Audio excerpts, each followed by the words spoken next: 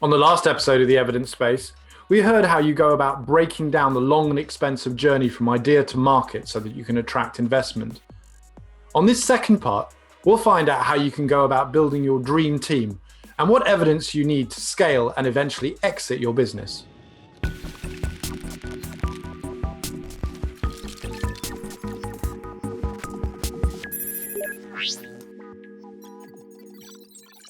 Hello and welcome to the Evidence Space, a podcast from the Institution of Engineering and Technology that brings you conversations with leaders from health, care and life sciences. I'm your host, Dr. Peter Bannister, and in this episode of the Evidence Space, we'll be continuing our conversation with Dr. Ronjon and Martin Hunt. On the last episode of the Evidence Space, we learned about the types of funding that are available to drive the development of new technologies in these sectors, and indeed how these types of funding are influenced by different healthcare policies around the world. In this episode, we'll be discussing more about how you can break down the long development journey into more incremental steps so that you can continue to attract funding throughout the life cycle of the development of new technology. We'll also talk more about how you build the right team and what it means to scale up and to exit a business once you're really starting to show patient benefit. So Martin, Ronjon, I think another aspect of evidence and team building that I find really interesting is that in the case of startups which may have emerged from a university environment, we hear of examples where the academic founder, the inventor, decides to leap over the proverbial wall and become a full-time member of the spin-out company, whereas in other cases, they choose to remain in an academic role. In the cases where they don't join the spin-out, does that send any warning signs to you about the company, or shouldn't we take it that way?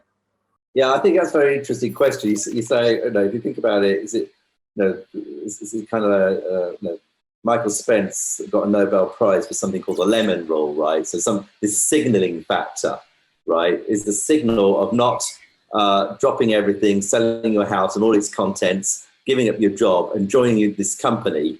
If you're not doing that, well, why should I invest in it, right?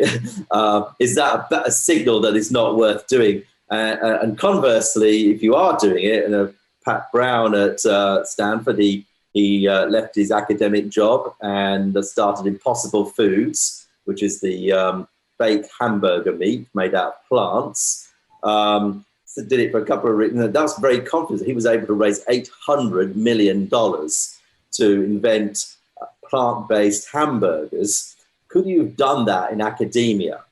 Probably not. Right, you've used the marketplace, the capitalist economy, so you do that. The other part, though, you say, well, why are they not doing it? Is it because, they're just at a certain age, they're not the right temperament to do that, they just want to invent things, maybe they're not interested in money, so they don't want to be a millionaire or billionaire, right? And so some people don't, right? And say, I'm quite happy to get this work out in the field to be used, and if someone else can do that and use the entrepreneurial process, that can do. But I must say, as an investor, that's often one of my first questions. If they just want to simply let it go, I say, well, what's your next idea? Maybe I need to invest in that instead. What is something that you're willing to leave for? Others used to sort of modify it, but it's quite common. Academics, more often than not, don't want to leave their academic position. And Martin, how much can you read into an academic or indeed any founder with another day job deciding to give it all up for the startup versus staying in a more distance role? This is very much horses for courses, and I've had I'm dealing with a situation at the moment, no names, no pack drill, where the academic, the founder, became CEO. Didn't want to become CEO, but at the time it was expedient to do so, and has proved a very, very difficult to extricate from that role, despite the fact that said individual is completely the wrong background for the role as required, and should be back in academia providing more ideas and more science, but leaving a perfectly capable team to build. And it's actually quite onerous or has been onerous for the CEO. I think we've nailed it at the moment. My own experience of joining a startup was the two academics said to me, I don't want to have anything to do with this. This business stuff is really scary. You do it, but we'll support you. I think when I speak to academics from universities, and I often get phone calls about this, I say, your risk profile as an academic in a university, maybe pre-COVID, was different to where it is now. But you're a chair. You've got a ton of research funding coming in. You're very well respected. You're tenured. You've been around a long time.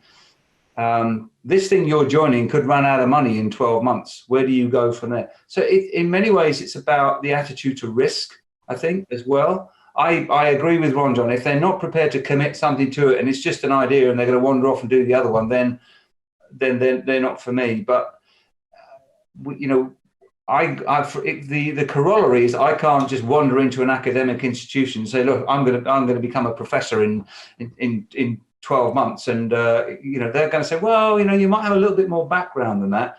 I have got a classic case where a senior academic, very senior academic, said, well, I've just done a 9-month MBA, so I now understand the business environment. That was enough for me, I'm afraid. We didn't go forward.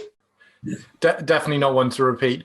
But as you've both indicated, over the life cycle of a company, the company will have different requirements, and the teams may need to reconfigure and adjust and grow. And the roles that people hold within those teams may need to change. So I think overall, as you say, it's based on risk, but it's also understanding how that supports the company need at the current stage of development. Another point extending this around the people involved in the evidence, I suppose it might be tempting with early stage companies to try and mitigate the lack of data or the lack of market experience, or maybe the small size of the team, by pulling on board a lot of very well-known key opinion leaders or advisors as your medical or scientific advisory board. How much weight does that really carry to someone looking to invest in the company? And if it does carry some weight, what do those advisors need to be contributing to convince you that their skills are actually going to be effective in driving the business forwards? So my sense, having operated on both sides of the pond, is KOLs tend to be much more important in the US than they are over here, and they have a different format. When I was a CEO of a reasonable sized company called J&J, their Ethicon division had one KOL who was being paid in excess of $1 million a year as an advisor to the company. To the rest of the industry, this individual had no credibility whatsoever because they'd been bought and sold. So I think it's horses for courses. When I was operating in the US, we attracted the next set of KOLs. Who could we provide a platform for at symposia and conferences, who could talk and then would build their reputation from there, and tended to do the same thing here. Yeah, so often our advisors, my first bit of advice on when I'm on an advisory board is not have advisors, have investors instead. So, no, in half seriousness, looking at the questions, and I see this in life science versus regular tech, where tech doesn't use them as much. But in life sciences, like de rigueur, to have like very famous people on a so-called advisory board. My very first question, okay, who are these people? Are they rich? Are they high net worth individuals themselves? If so, have they invested in the company? Okay, it's okay to get a few advisory shares for this, but have they actually put money? They should be fighting to get into the deal. And if they haven't, why not? Right. Now, of course, there are very many reputable scientists who just they're not high net worth individuals and they don't have the assets. So then you put a different filter on them. Are they advisors to like 1,000 companies? Right? Are they getting like a 0.25% from every single company and just using their own portfolio approach, and they'll just basically say yes to anybody? Or are they being selective, right? And if they're being selective, say, okay, usually these companies by definition at the early stage, they're not usually paying cash to these advisors. They're usually giving at the early stage, giving stock. Can they actually be of benefit? In the early stage, it's very high risk. Even a Nobel Prize winner won't be able to guarantee success of these early stage companies, but are they willing to put their name on it and say, okay, you're really buying, it's their intuition. So, okay, they're willing to put their reputation at stake, and they haven't done it very often. So it's okay. And then if they're rich, have they put money in it? Yes or no? And if they haven't, then it's that's a the evidence base. The evidence is not supporting us in that case. So we've talked about the landscape for funding, and to obtain that funding, what kind of evidence the founders need to be looking to provide to bring that investment on board to allow them to progress to the next stage. We've also talked about how one of the valuable resources, the most valuable resources, are the people that make up those early stage companies, how this is viewed by investors, and how it can positively influence investment decisions and forward progress in general. I'd like to round out what's been a fascinating and really very comprehensive dive into this huge topic by looking a little bit further along the timeline. Until now, we've really focused on the early stages, on companies in the startup phase, but funding, as you've already indicated, is needed all along the company and product lifecycle journey, not just at the beginning. So I'd like to talk a little bit about expansion capital, which I know is sometimes called growth funding. Now, people may be aware that there are different models for that as well. Broadly, there's the private equity model where you take on more private investment, but there's also the option of going public and raising money in a public share offering. You both have experience with these options, so I'm keen to hear your experience of what's the, if I can use the right phrase, the least worst or least painful form of expansion funding, because they both sound pretty onerous and complex. Yeah, I think there are different stakeholders, of course. There's the investors, there's the employees, and there's obviously the customers that are going to use the products. The customers want companies to be well-funded and not go out of business, so they keep getting their products. So that's their objective function.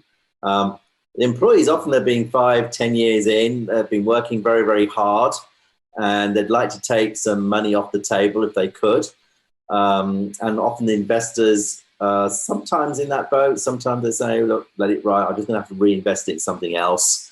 If this is a good vehicle.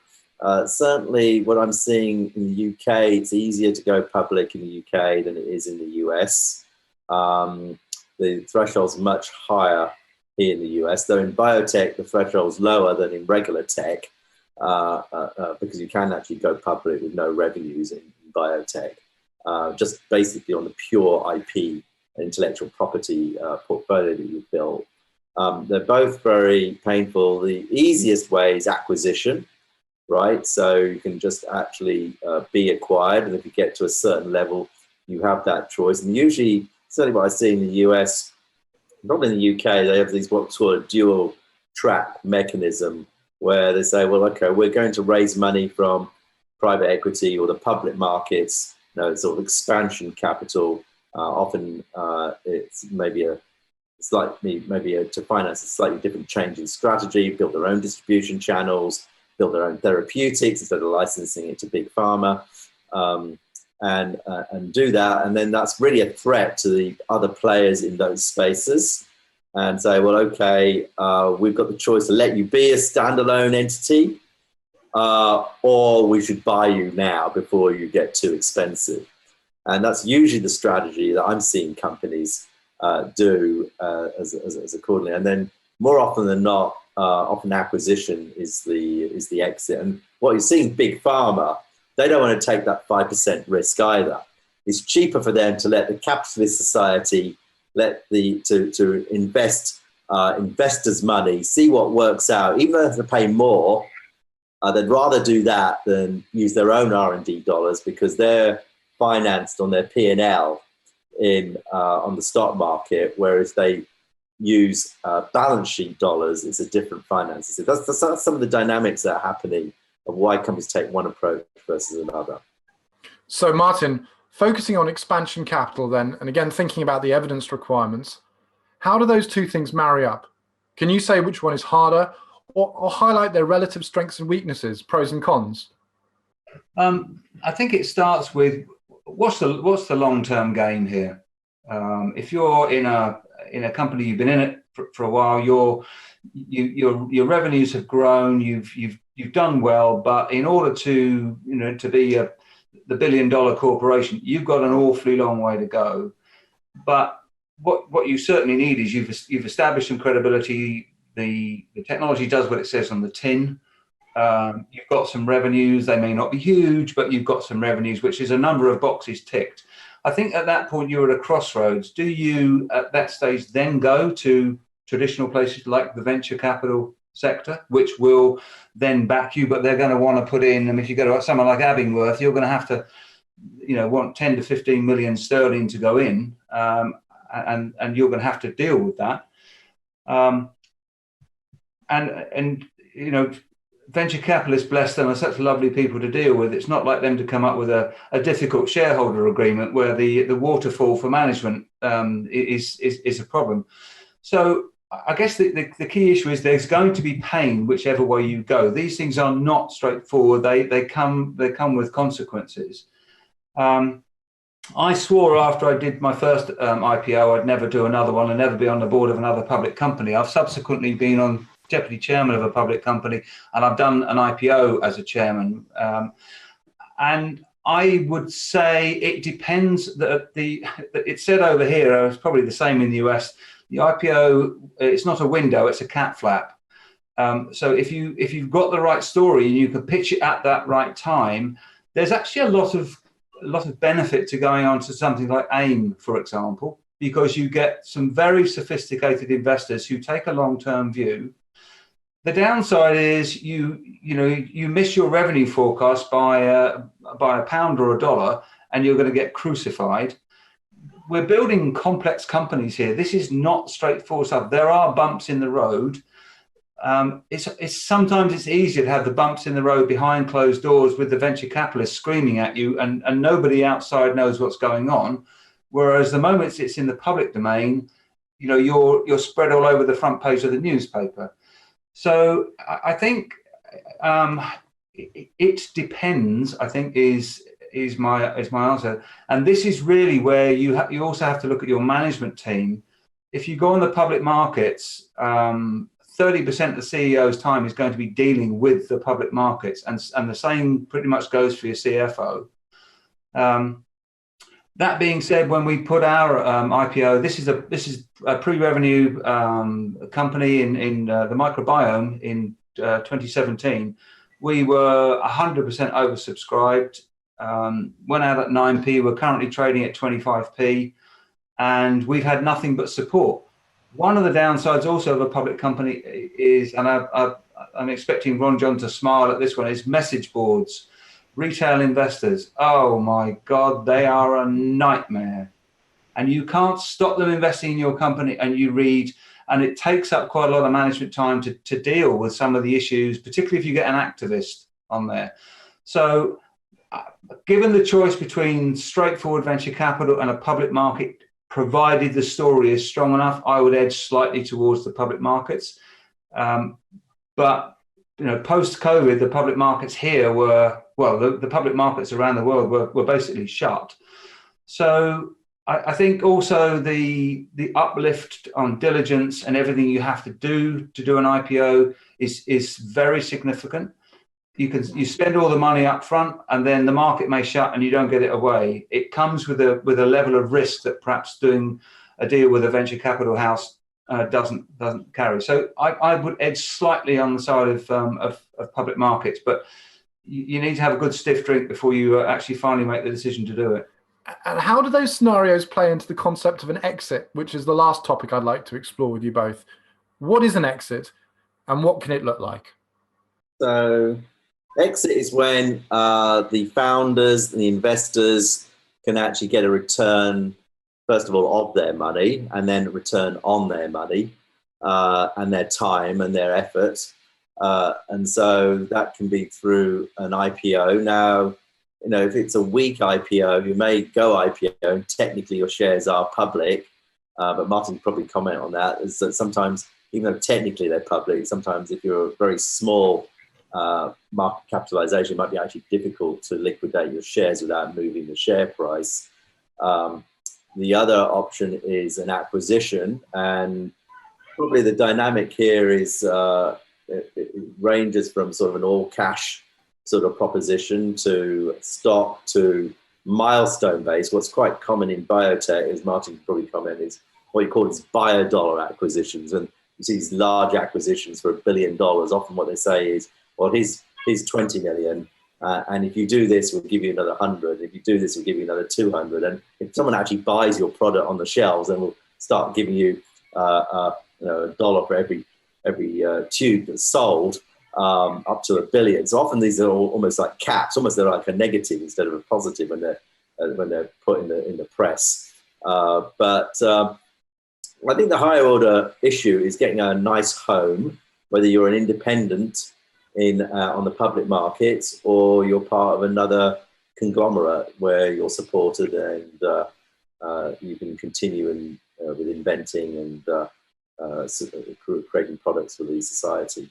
Okay, so it's not necessarily about selling the company. It's about the early investors being allowed to take their investment back out, hopefully with some profit. You want the company still going in the ideal scenario. You don't want it to stop.